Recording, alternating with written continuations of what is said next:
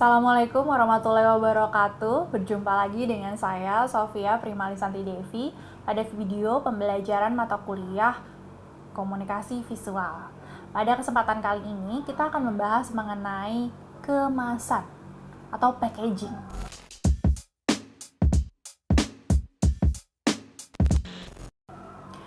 Tujuannya apa sih? Tujuannya adalah agar Anda kemudian melihat pengaplikasian materi-materi sebelumnya yang telah kita pahami atau pelajari bersama gitu pada produk yang nyata. Contohnya adalah kemasan. Kemasan apa yang dimaksudkan di sini? Semua kemasan, baik itu kemasan produk konsumsi maupun non. Nah, kemasan sendiri sebetulnya bukan hanya dikatakan atau bukan hanya berfungsi sebagai pelindung dari sebuah produk, tapi juga dia memiliki tujuan untuk promosi, atau dengan kata lain kita bisa menyangkutkan tugasnya dia sebagai media promosi gitu ya, sarana promosi pada marketing mix. Nah, ketika kita berbicara mengenai promosi, maka kemasan itu sendiri kemudian punya fungsi lain, fungsi tambahan gitu ya, sebagai penarik perhatian. Perhatian siapa? Kita, konsumer ataupun calon konsumennya. Menurut Griffin, ada beberapa tujuan dari desain kemasan gitu ya. Tujuannya apa? Yang pertama adalah menarik konsumen. Dikatakan menarik, lalu apa yang kemasan ini lakukan? Kemasan kemudian dapat melakukan tujuan gitu ya, atau melakukan tujuannya dia gitu ya untuk menarik perhatian kita melalui pemilihan warna yang ada pada kemasan tersebut, bentuknya, rupanya gitu yang sekarang sudah sangat beragam ya, juga kemudian logo ataupun informasi-informasi yang tertera pada kemasan tersebut. Kalau kita bicara mengenai informasi, kita juga akan pastinya berbicara mengenai pesan yang ingin disampaikan kepada kita konsumennya. Saya punya contoh salah satu kemasan produk seperti ini contohnya. Kemasan produk makanan seperti ini, cemilan gini, kemudian mereka punya apa aja sih, tertera apa aja.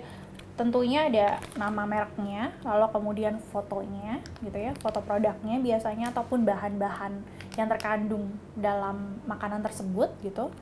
Lalu ada keterangan tambahan seperti misalnya sosial media dari brand tersebut, lalu kemudian ada informasi nilai gizi, lalu kemudian keterangan baik digunakan gitu ya, kode produksinya gitu. Nah, inilah yang kemudian pesan yang ingin disampaikan oleh si produsen melalui makanan ini kepada kita melalui kemasan yang adanya.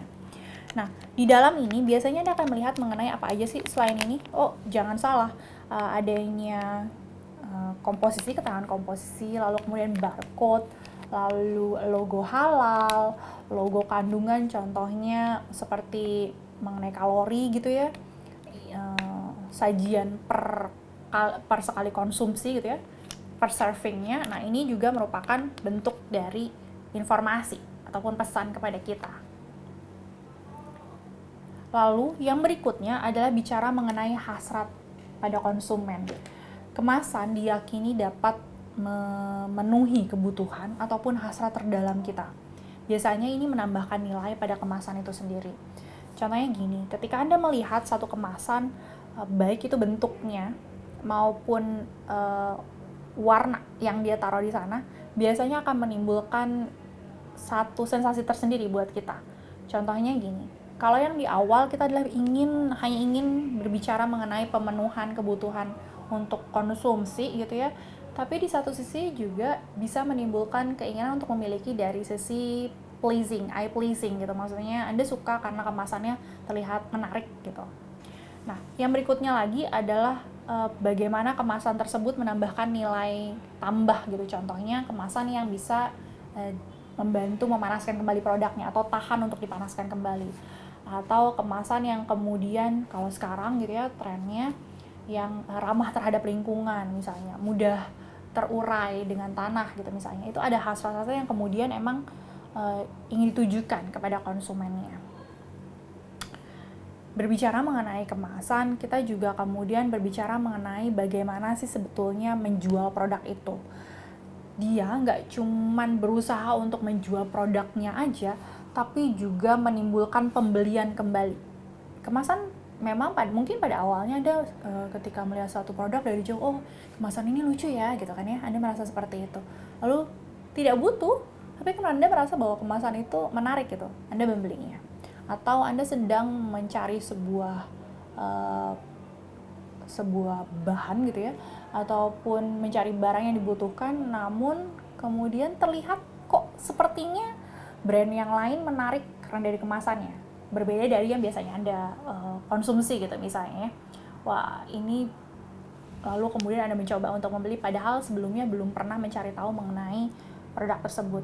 Bisa dikatakan bahwa ketika Anda melakukan pembelian, berarti kemasan membantu Anda untuk memutuskan pembelian produk tersebut.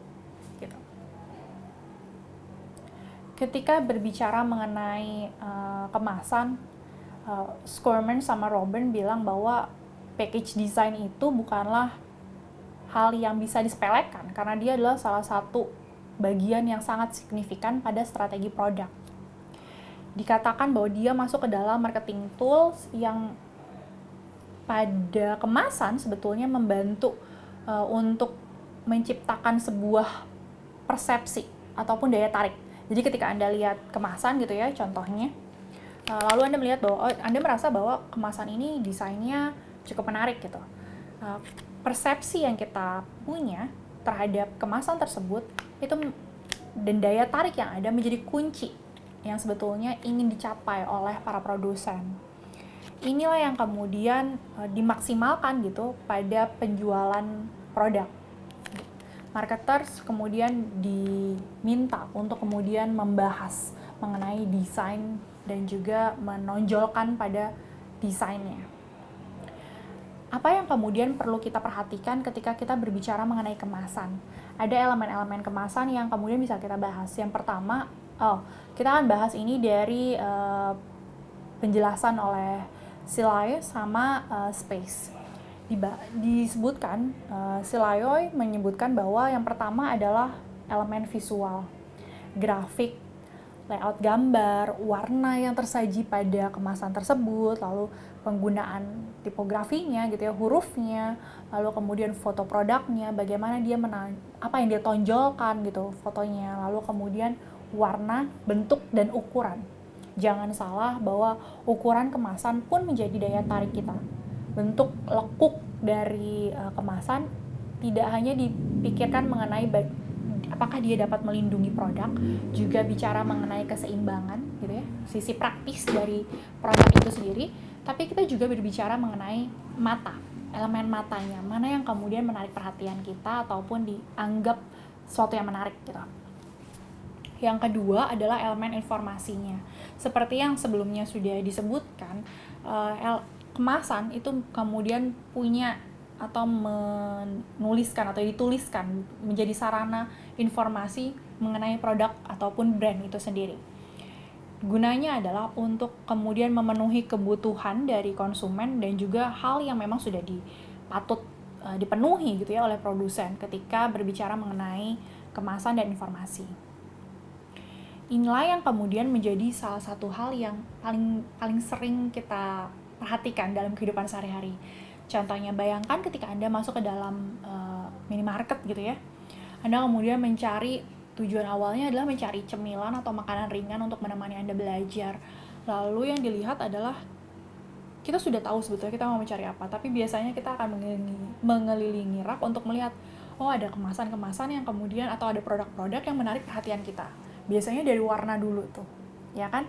Lalu kemudian dari warna kita akan lihat, oh baru baca informasinya, ini produk apa sih gitu, rasanya seperti apa sih gitu, gimana sih cara konsumsinya gitu kan ya.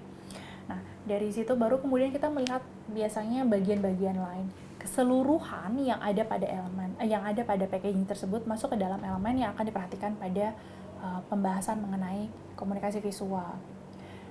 Kalau kita sebelumnya merasa bahwa yang ada di sana hanyalah angka-angka gitu ya, fakta-fakta nutrisi pada kemasan, pada produk gitu ya, kita hanya merasa bahwa itu oh ya udah memang sesuatu yang requirement gitu ya, dibutuhkan atau memang wajib disematkan di sana. Tapi tidak, itu adalah informasi yang berusaha untuk disampaikan oleh produsen kepada konsumen. Contohnya adalah mengenai kandungan gula, kandungan bahan, lalu kemudian bagaimana produk tersebut dibuat gitu ya. Nah, ini yang kemudian memang menjadi pembahasan pada komunikasi visual, khususnya pada pembahasan mengenai kemasan. Anda akan menemui berbagai macam gitu ya, banyak sekali penelitian yang membahas mengenai bagaimana sebetulnya kemasan itu mempengaruhi persepsi kita terhadap suatu produk, atau bagaimana kemasan tersebut mempengaruhi persepsi kita terhadap suatu merek, atau bagaimana kemasan mempengaruhi keputusan pembelian kita. Biasanya ini kemudian akan dibahas pada pembahasan mengenai keputusan pembelian, lalu kemudian dibahas lagi pada jika kita berbicara mengenai sebetulnya komunikasi visual terkait dengan warna gitu ya, apa sih yang kemudian menarik perhatian kita, kesan apa yang berusaha dibangun gitu oleh mereka, lalu jenis huruf yang digunakan pada kemasan memberikan sensasi apa pada kita gitu ya. Nah, ini yang kemudian menjadi pembahasan pada kemasan, dan kenapa membahas mengenai kemasan pada mata kuliah komunikasi visual menjadi sangat menarik gitu. Dari yang kemudian sudah dibahas mengenai hal ini, saya harapkan kita bisa dapat banyak informasi gitu, yang tadinya melihat kemasan hanya sebagai pelindung makanan saja, tapi juga ada hal lainnya, yaitu sebagai penarik perhatian kita dan juga pesan-pesan lainnya. Semoga dapat dipahami materi pada pertemuan kali ini. Jangan lupa untuk tetap melihat video pembelajaran lainnya dan menantikannya. Sampai berjumpa kembali pada video pembelajaran berikutnya bersama saya. Assalamualaikum warahmatullahi wabarakatuh.